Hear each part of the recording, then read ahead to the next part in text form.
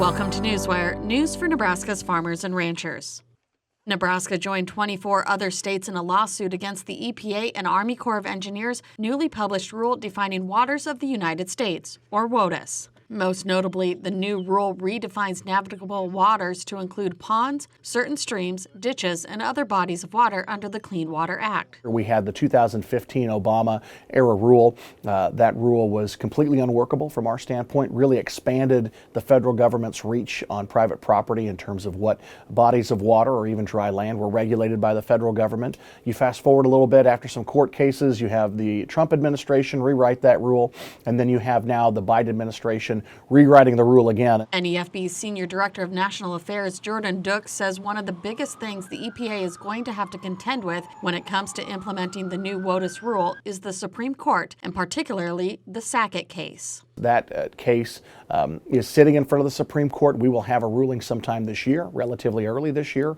We'll see what happens. But really, the whole point of that case is to see where the EPA's regulatory reach can go and how far that stretch is. And so from our standpoint, really an unbelievably important case that will not only have an impact on this rule, but also impact really what the EPA can do moving forward. Recently appointed Nebraska Senator Pete Ricketts has been placed on the Senate Environment Public Works Committee, which has direct EPA oversight, and Senator Deb Fischer serves on the Appropriations Committee. Farm Bureau will continue to work with them to make sure regulations make sense for agriculture, as we anxiously await the Supreme Court's decision in the Sackett case. And we can then push EPA to write a rule that complies with that is legally defensible, so we can move forward. And frankly, and very frankly, move past this issue. It's one we've been talking about for a very long time.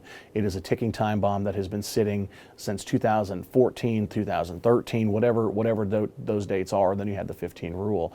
Certainly, we are hopeful that some clarity can be provided here so a farmer, a rancher, a landowner won't have to call an attorney and see what happens, what they need to do, if their land is covered by the Clean Water Act, if it should be under a federal permit, all those things that are really up in the air.